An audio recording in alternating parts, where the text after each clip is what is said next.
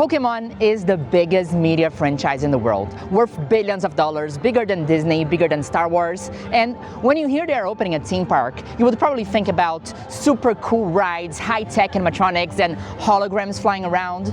Which is why the fact that PokéPark Kanto exists, as it is, it's so weird. When Super Nintendo World opened in Universal Studios in 2021, it became an instant international success. It was originally planned to open for the 2020 Tokyo Olympics to thrive with the extra attention from tourists from all over the world, which unfortunately got postponed because, well, the world did kind of end. But even with that delay, tourists still fell in love with the unparalleled immersion of Super Nintendo Land. The careful set dressing design paired with a combination of animatronics, AR technology, interactive amiibo bracelets that you can use in your Switch, Mario Karting, Donkey Kong Countrying, and a themed Nintendo restaurant you simply cannot get reservations for, but my friends have labeled, the food was kinda mid, but it was so cute we didn't care. It almost feels like you were isekai'd into Super Mario Land. Its cheapest ticket is also 8 times more expensive than the one for PokéPark Kanto. I've watched a few Jenny Nicholson videos to know that when we are discussing amusement parks, we often hear words like adrenaline or fastest roller coaster or fast passes or Star Wars Galactic Star Cruiser is an unparalleled interactive LARP experience, but a few words we don't hear as often as we should, mostly when talking about parks in the US, are accessible, relaxing, nature, cozy and chill. And again, Pokémon is more profitable than Disney and Star Wars. They could easily have built the most expensive theme park in the planet with a crazy Charizard roller coaster or a super high-tech AR Pokémon battle simulator that would, just like the Disney and Universal parks in Japan, attract tourists from all over the world and print an obscene amount of money with their exclusive Evolutioneers, but they chose to go smaller, noticeably smaller. And I started to understand why when I was in line for the cable car to get to PokéPark, I noticed that me and fellow Pokémon creator Nora in the future were the only non-Japanese people in that line. If I was in Super Nintendo World, I would be surrounded by thousands of people from all sorts of different countries, but in Yomiuri Land, the smaller scale family park where PokéPark is located, the vast majority of people around me were locals. Namely, Japanese kids and teenagers wearing school uniforms and carrying their favorite Pokemon plushies around. And I honestly arrived there with zero expectations of anything really. I knew it would be a smaller scale park with some cute shops and some really pretty Pokemon statues that were there mostly for a photo op. And that's actually quite accurate, but still, I expected to be done with the park by the early afternoon. But I had such a delicious time that I stayed until it closed and was heartbroken when it was time to go. So a very cool trend in Japan is that everybody has like these plastic bags where they display 10, 15 plushies inside, because if you have a plushie and you bring it in your bag, you want to show it off. So I felt pretty much peer pressured into buying one for Ivysaur, and I've been walking with Ivysaur around all day because I think we need mid-stage propaganda. Grovyle, Quilava, Bayleaf, Ivysaur, all goats. And I mean, that's easy for me to say. I like Pokemon in a bit of a more intense way than most people, and I fully get that my bias when talking about a place like this is as heavy as this Steelix statue, but during my stay in the park, I got stopped by a subscriber of this little channel and his wife, not a Pokemon fan, who was accompanying him. I asked what her opinion was. After all, the park is just basically a pretty decorated streets with a lot of Pokemon around. Doesn't sound super appealing to someone who's not a fan. And what she told me is that they went to Disney Sea the previous day, and this was so much better in every single way. A more chill day, less intense, with less pressure to do everything and see everything because you know you can just go at your own pace. Stop, take a photo of Cyndaquil, grab an evolution latte, sit at the grass next to Squovet, and just breathe nature in. And she absolutely loved it. That's when it clicked to me why PokéPark is the way that it is, and it's so ridiculously Pokemon coded that it became obvious to me why I was having a perfect day. Honestly, there's not a lot to do in PokéPark. If you speed run through it, and assuming no lines, you can probably see all there is to see in like 2 hours. But just like the Pokemon games, these are things that are meant to be enjoyed slowly, at a comfortable pace, with an eye open for little stories and hidden details. We arrived at 10 AM, did not stand still for a second, and I only felt like I did all I had to do for the day at 5:30.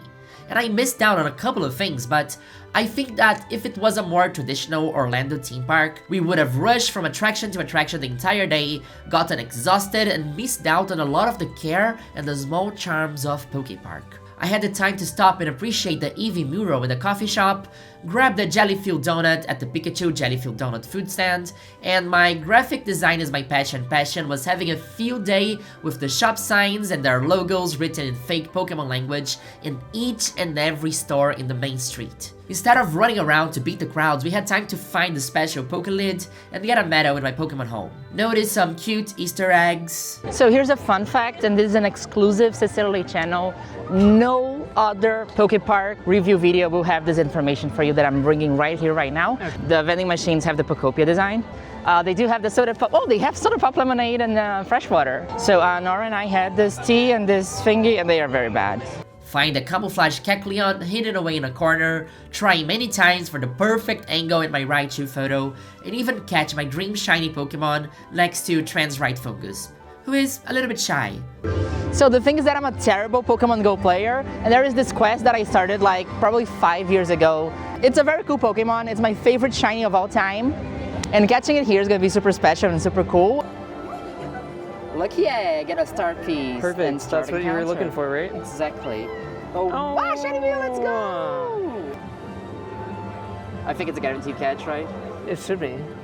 I did a great, it was a great throw anyway. It was a great throw. I didn't even see the, scary Mary. No! Here we go, this is a catch. Shiny Mew. Let's go! At PokéPark Kanto. Shiny Mew at PokéPark Kanto. Does it have the location? Oh my god, Cat during special research, Kawasaki, Kanagawa, Japan, event PokéPark Kanto. That's such a cool location tag. PokéPark is split into two main areas, Sedge Town and Pokémon Forest. You also have the Sedge Pokémon Gym. Hey there, champ in the making. The official spot for every boyfriend to finally ask their girlfriend to take a photo of them next to the cool VGC Pokemon. And also the Pokemon Daisuke shop in the entrance area, which needs a time slot to visit. Here, you will find basically the same merch that they sell throughout Sedge Town, with a bit more variety, including exclusive plushies and homeware designed after the only two more classic rides in the park. The Vivi Voyage and the Pika Pika Paradise. In that order, a carousel and a merry-go-round. And that usually costs a little bit extra to ride, but since we had bought the Ace Trainer Pass, we got those rides included. This is kind of the most premium ticket you can get, costing around $90. Half of the price to get into Super Nintendo Land, but you can also get $50 and $30 tickets. The Ace Trainer Pass also included a visit to the shop, free entry to the Pokemon Forest at whichever time you wanted, because those are usually timed, and some small surprises from one of the loveliest staffs I've ever seen in my entire life. They were dressed as Pokemon breeders, always had a smile on, were super helpful even when they didn't really speak English, always commented on my plushies, and felt like they stepped right out of the games. One of the girls even crossed her arms when explaining the rules of the park, just like Lacey does, which I thought was a cartoon thing, but maybe it's a Japan thing? I don't know, because the Ace Trainer Pass also gives us timed entry to the Sedge Gym for a performance called Pika Pika Sparks. A funny little ballet performance with some flashy visual effects and chiptune versions of Pokemon songs. Was it the most impressive dance performance I've ever seen in my life? Not really, and it obviously felt targeted at a younger crowd, but it tells the story of a young trainer and her Pikachu meeting Techno DJ Pikachu and fighting Team Rocket with the power of electricity and ballet. But what stood out to me is that the main trainer girl moved exactly like an anime character in a slightly unsettling way, sometimes like the TikTok of the Disney Pixar moving girl. And it almost felt unreal, but it absolutely added to the immersion of it all. The staff of Pokemon lovers, along with all the details around Sedge Town, felt as immersive as you can get without having to resort to any crazy technology. Just care and the right vibes. Like, walking from the gym into Sedge Town is basically one long street. You pass through the legendary bird statue and you have an Eevee Latte Art Cafe, the Pikachu Gel-filled donut shop with the cutest Pikachu couple having a snack statue ever, passing through a Snorlax shop for drinks, some stores selling the exclusive park Evolution ears, and some Pokemon hats. The Altaria Kitchen where you can get some food and sandwiches. They were selling all the Kanto sitting cuties and whimsicott for some reason, some action figures, and this game where you need to throw a ring at a Diglett to get a sticker, and I didn't hit any. You could also do a side quest to grab a photo of Vesper and Sprigatito inside the TCG frames and get some exclusive stickers. All of that is surrounded by Pokemon statues around the streets and on rooftops. There's the pin rally stand, which was always very crowded, and with such a big line, I just didn't bother with it.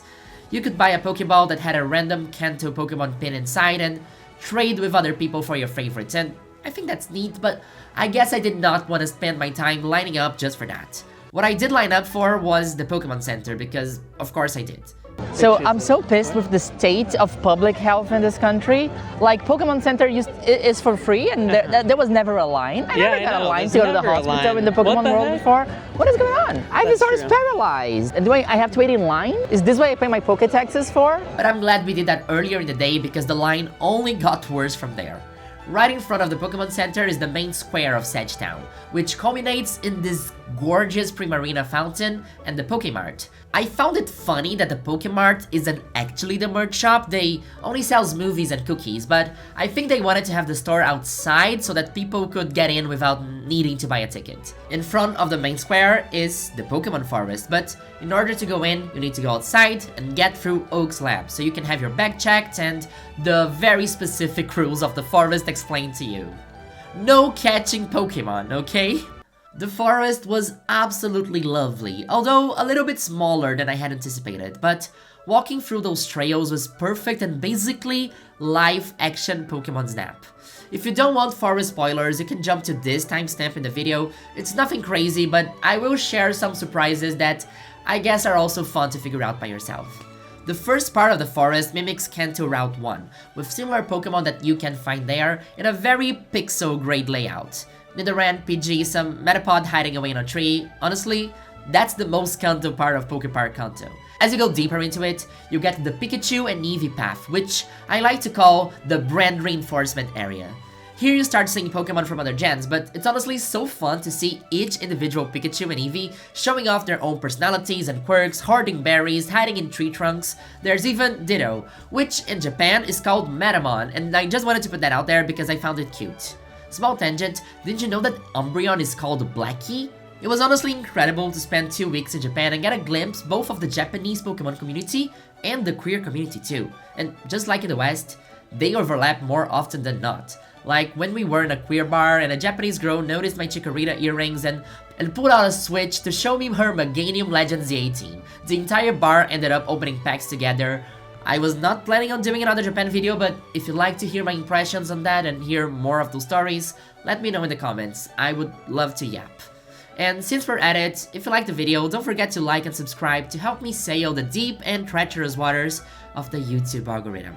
My videos haven't been doing super well lately, and I appreciate a lot every help in sharing. But back to the forest! Next is the Diglett and Excadrill Trail, which I was honestly a bit surprised to see there. A lot of Vapoom around. There's also a lot of exclusive Apom plushies that show multiple looks and faces, and you can really get these plushies anywhere else. This is like thematic to the Pokemon Forest. We went down some stairs and Nora noticed that it was weird that there were no Pokemon in this part of the forest. I thought for a second and said it was probably because they didn't really want people standing on the stairs and blocking the path. Very Japanese design, I would say. Down below there is a resting stop with Squovet and Greedent eating lots and lots of berries, and there are some benches as if inviting you to take a stop and rest a little bit as well. And in the next section, Bidoof everywhere, eating the bridge, climbing the trees. I understand that it's like Bidoof and the memes, but unfortunately I did not pay a lot of attention to them because right in front of me, the pinnacle of Pokemon, one of the most perfect creations ever known to mankind. A blob. A bunch of Gumi. I did an entire photo shoot, was having the time of my life. There was no way this could possibly get better until, well, of course it did. Oh, I guess it's jumping and dropping sticks? Unclear. Shiny Gumi! Literally, shiny Gumi, I'm not even joking. Where? There. Where? Behind the Pseudo-Rudo. I was shiny hunting in PokéPark? What? Exactly, I did not expect to see a shiny. Hiding behind a Sudowoodo, shiny Gumi. Absolutely no way. No shiny Charmander. I asked the staff member if I could climb the hill to go take a picture, and she crossed her arms in an X and said, "Sorry, if you get hurt, we get sued, so no way." So I kept climbing, passing through the Rhyhorn and the Geodude that looked like they were carved out of real stone. One of the staff asked me if I had seen the 3 hidden Pokemon in the trees, and I said no. So they helped me by giving hints until I could find 3 different Burmy super far away, hanging from the trees in the distance, and honestly, it was so naturally camouflaged that I would never have noticed it without their help. Onto a little dark cave area with some Zubat and Sableye hoarding some precious stones, including evolution stones. I found a very dark hole on the wall. There were some people trying to see what was inside, but I couldn't really make it out. The staff member said the coolest phrase of my visit with a smirk on their face. "Have you tried using Flash?" So I flashed my phone to see the Helix fossil, praised be, and continued climbing the trail, exiting the cave in front of a massive Onyx which feels even bigger because you're crawling. Centrate, Steelix, a hidden Bagon, a Zorua positioned on top of a circle just like a Pokemon battle screen. And onto a huge line at the end of the trail, with one very specific Pokemon everyone was lining up to get a picture with. I will give you one chance to guess which one it was.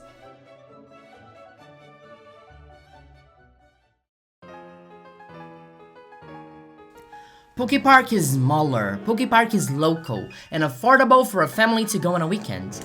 You need to queue many weeks in advance to get tickets, yes, but I think that in a few years, once the hype dies down or when Nintendo World gets an inevitable Pokemon expansion with a crazy Charizard roller coasters that all the tourists would want to go to, PokéPark will still be the chill, smaller scale park that local families can spend a Sunday in, and I find that really beautiful.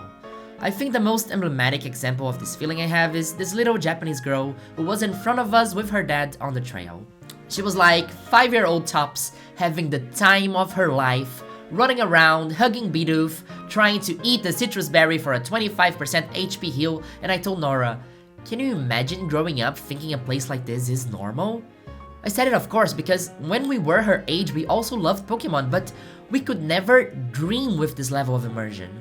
Being from a small town in Brazil, all I had was my imagination, but these kids were having the incredible opportunity to grow up in an accessible and affordable Pokemon forest, filled with diverse, welcoming people who love this series as much as they do. Pokemon creator Satoshi Tajiri grew up in Mashida, a suburb in Japan dealing with fast urbanization.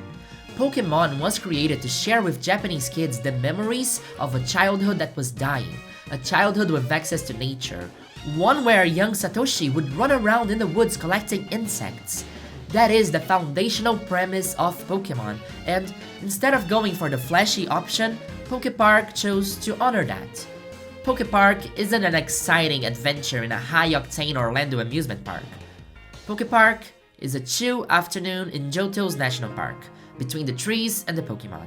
So grab a bite, sit down, and take a picture of 2. That might be a little bit more boring, but it was precisely why I loved it. Stay hydrated. Okay, so like after credit scene, never did that. Actually, cool idea, let's do that. I made a community post, which questions would you like to see answered? So I'm gonna answer a couple of questions that I got from subscribers of the channel. Is there a translation guide available for the signs in Poké language? No, not really. It's still just blah blah, you know, it's just ramblings. It doesn't, but like the signs are very pretty. It makes sense that like that is the Altaria kitchen. The main sign is in Poké language, but they will give you a menu that says Altaria kitchen, right? I know the walking section of the park requires you to be able to do it unassisted. Yes, that is true. They say that you need to be able to climb at least 100 steps unassisted to be able to enjoy it fully. Is there an entrance to the town part of the park that doesn't require the hike or any other form of accessibility? I am disabled and I've been a Pokemon fan basically since I could read, but PokéPark Kanto is on my bucket list. I'm worried it won't be accessible at all. Japan is kind of not the best about accessibility. I did do some quick googling, and Yomiuri Land says in their website that the park features wheelchair-friendly pathways and specifically designed restrooms, so I do remember seeing a lot of ramps over there, and the entry area, I'm showing a quick video, it's all very flat.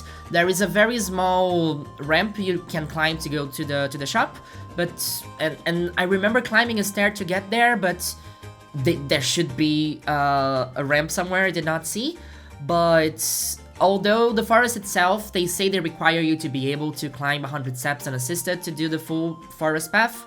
Sedge Town, as far as I remember, and according to their website too, I do believe it's fully wheelchair accessible. And I think that if you really want to go, if it's in your bucket list, you're gonna be able to. So that's gonna be cool. What was the process for actually getting tickets and logistics?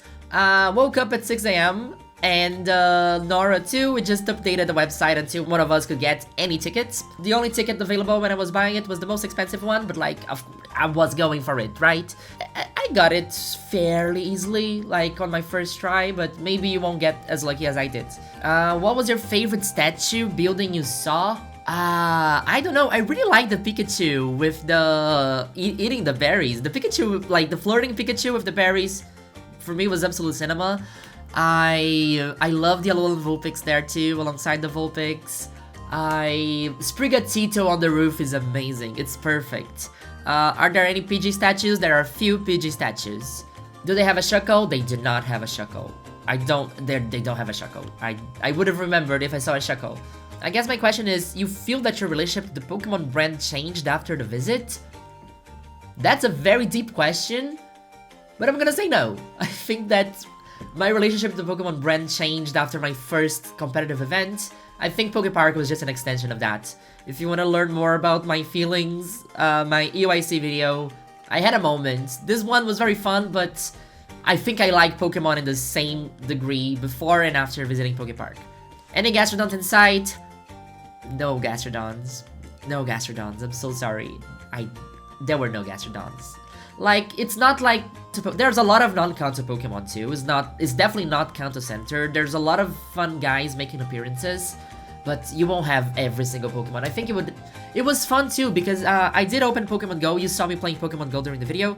The spawns on Pokemon Go are only Pokemon that have statues in the park. I would say it's around 100 Pokemon. If I would guess, I would say there's around 100 different Pokemon in the park. Where can I get that Sylveon headband? At PokéPark Kanto. Is Venonat my son in there? I don't remember seeing Venonat. It feels like it could be, but I don't remember seeing it. I'm sorry. How pricey was everything there? I think I showed a menu in the video, so that's the price for food. I think Japan I found affordable compared to where I live in Europe here, but the plushies, the merch is the same price as you get in the Pokemon Center, so nothing crazy. I don't know, $7, $8 for a sitting cutie, something like that. Food was like hot dogs, sandwiches. It was not pricey, it was like $5, $6. Did you find any Pokemon that was really small, like Gimmigu or Joltik? Not really. Like, the statues they kept the proportions as much as possible. Like, Ivysaur next to Venusaur, that's fun. I don't remember seeing any very small Pokemon though, I'm sorry. Is there a Clodsire? No Clodsire. No Clodsire. There's no what's their Wooper? I don't remember seeing Wooper also. World champion on the third photo, by the way. Guess who won Wolfglick? I know Wolfie won with Kyogre and Raichu. I am aware of that, yes. Was there any Bouffalant to be seen? No Bouffalant. I'm so sorry. I'm here. I feel like I'm here only to tell everybody which Pokemon are not there. Bouffalant is not there. But all the funny ones I try to feature in the video, so I'm sorry. No Bouffalant.